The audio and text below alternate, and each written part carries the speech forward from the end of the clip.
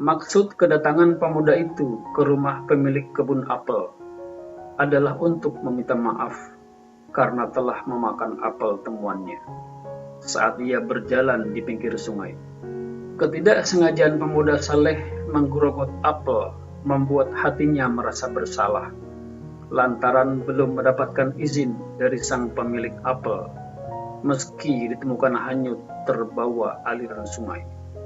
Sang bapak pemilik apel itu malah tidak memaafkannya. Sebagai sebuah persyaratan maaf, bapak tersebut mau memaafkan asalkan ia bersedia menikahi putrinya yang konon katanya dalam keadaan buta, tuli, bisu dan lumpuh. Apakah pemuda ini mau menikahinya? Lantas bagaimana kelanjutan kisahnya? Mari kita dengarkan bersama. Kala itu, sungai di pinggiran kota Kufah yang kini berada di Irak sangatlah jernih, membuat indah dipandang mata. Sungai yang jauh dari sentuhan polusi dan limbah industri. Bahkan kejernihan airnya menjadikan sungai tersebut sebagai sumber mata air penduduk setempat. Tak mengherankan apabila langkah pemuda baik ini terhenti melihat kesegaran seonggok apel tengah hanyut terbawa arus sungai. Tak bersusah payah ia mengambilnya, sejangkauan lengan tangan saat apel merah itu menepi. Tergerak hati pemuda tampan itu untuk menggigitnya. Ternyata kelezatan gigitan pertamanya menjadikannya khilaf perihal siapa gerangan pemiliknya. Merasa hati tak tenang dengan keridoan dari pemilik apel, lantas ia pun menghentikan gigitannya. Siapakah gerangan pemilik apel ini? Bisiknya dalam hati. Nikmat nian rasa apel ini, namun jauh lebih nikmat lagi apabila aku dapat memiliki langsung dari sang pemiliknya. Tanpa membuang waktu lagi, pemuda ini segera mencari tahu keberadaan pemilik apel. Apel segar yang telah digigitnya itu dimasukkannya ke dalam saku. Dengan rasa penuh gundah, ia bertanya kepada siapa saja yang ia jumpainya. Rupanya, ia mendapati petunjuk dari seseorang bahwa sejauh kurang lebih 8 km ada perkebunan apel di mana lokasinya persis di pinggiran sungai. Mungkin saja apel tersebut berasal dari sana. Pemuda itu pun mengikuti informasi yang diberikan oleh orang tadi. Sesampainya di perkebunan apel, ia menjumpai seorang bapak yang sedang berdiri di sana. Assalamualaikum. Pemuda itu memberi salam. Waalaikumsalam, jawab sang bapak. Ada maksud apa gerangan kau berada di kebunmu? Aku belum pernah melihat dirimu sebelumnya, wahai anak muda, tanya sang bapak lagi. Benar, aku memang bukan berasal dari kota ini. Wahai hamba Allah, ada yang ingin aku tanyakan, tanya anak muda itu. Ia pun mengeluarkan sesuatu dari saku bajunya. Apa benar jenis apel ini ada di perkebunanmu ini? Ya, benar. Jenis apel seperti itu memang ada di sini, jawab si bapak kepada anak muda itu. Memangnya ada apa? Tanya bapak lagi. Aku menemukan sebutir apel ini mengambang dan terbawa arus sungai di ujung jalan sana. Timbul hasrat hati ini untuk memakannya. Sesuap apelmu masuk ke dalam ragaku, mengalir bersama darahku. Aku tak ingin barang subhat bercampur di tubuhku. Hatiku risau tentang keridoan pemiliknya. Mestinya diperkenankan izin terlebih dahulu sebelum aku menikmati. Duhai hamba Allah, maukah dirimu mengikhlaskan dan meridhoi sesuap apa yang sudah terlanjur mengisi lambungku? Bapak itu terdiam.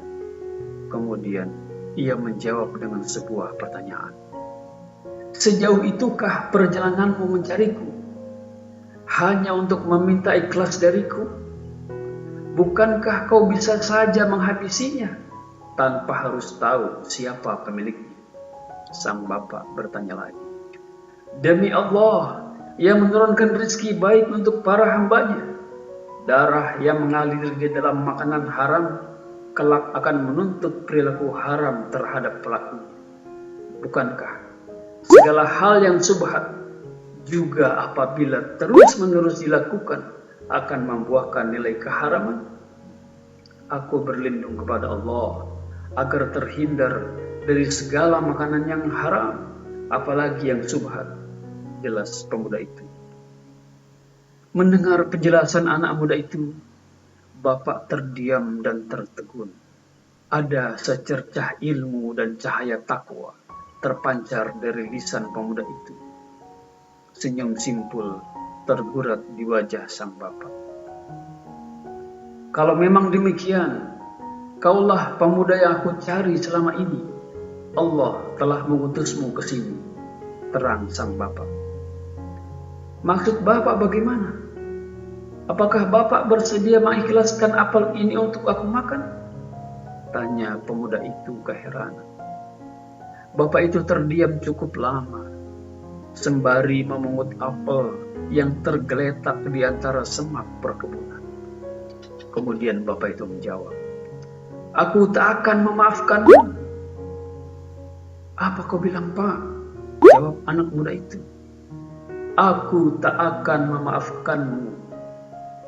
Masya Allah, benarkah apa yang kau katakan itu? Tanya anak muda itu. Ya, jawab si bapak. Asalkan kau bersedia menikahi putriku. Putriku tidak seperti gadis pada umumnya. Sekedar tahu saja, putriku tidak pernah keluar dari rumah.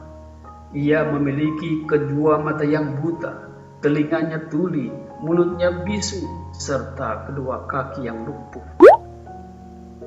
Pemuda itu semakin keheranan, seakan tidak percaya dengan apa yang dikatakan bapak itu. Satu permasalahan belum terpecahkan, ditambah lagi dengan masalah baru, di mana ia harus menikahi putrinya yang cacat. Belum sempat ia mengutarakan pertanyaan, bapak itu menyampaikan suatu pesan kepada anak muda. Demikianlah nak syarat agar aku bisa memaafkanmu. Kembalilah lagi ke sini ba'da isya dan temuilah calon istri. Dengan satu keyakinan bahwa Allah pasti menolong hambanya dalam mencari keridoannya, meski melalui perkara gigitan subhat buah apel. Pemuda itu bertekad untuk kembali lagi selepas isya.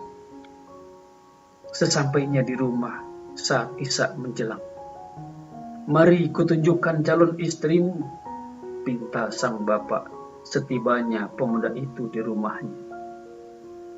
Tiba-tiba ia mendengar suara langkah orang mendekati ruang tamu.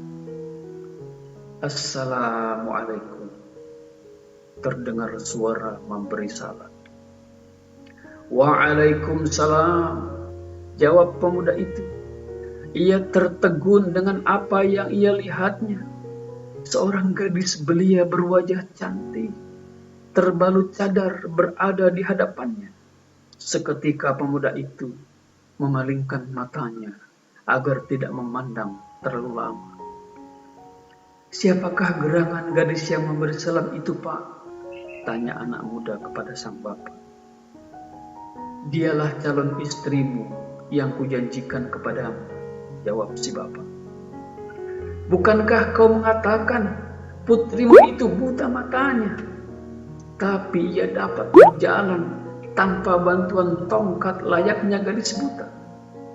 Lidahnya sanggup berucap salam, telinganya mampu mendengar, dan kedua kakinya dapat melangkah dengan sempurna.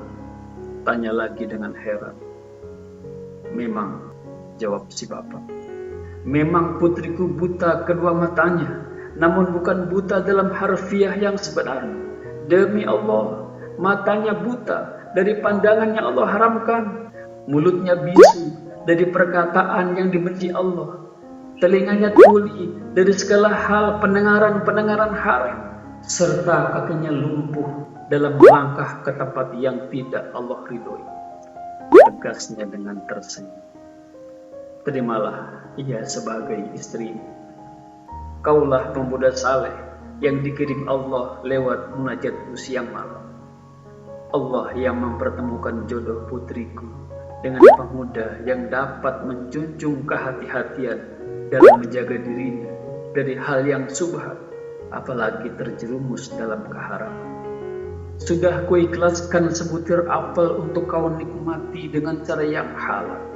Seikhlas aku serahkan putri solehahku kepadamu, calon imamnya di dunia dan di akhirat. Akhirnya keduanya pun menikah. Sirna sudah gundah di hati pemuda itu.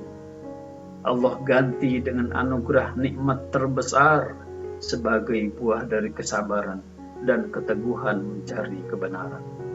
Sejarah mencatat, lelaki itu bernama Thabit bin Juto, seorang pemuda dari kalangan biasa yang hidup di zaman para sahabat Rasulullah Sallallahu Alaihi Wasallam atau di era tabi'in.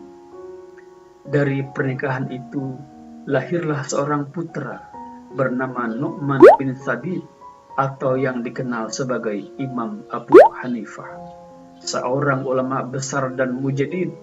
Al-Imam Abu Hanifah terkenal sebagai salah satu dari 4 ulama mazhab. Kisah ini termaktub dalam kitab masyhur berjudul Al-Ghani karya Abu Faraz Al-Isbahani. Semoga kita dapat mengambil keteladanan dengannya. Amin ya rabbal alamin.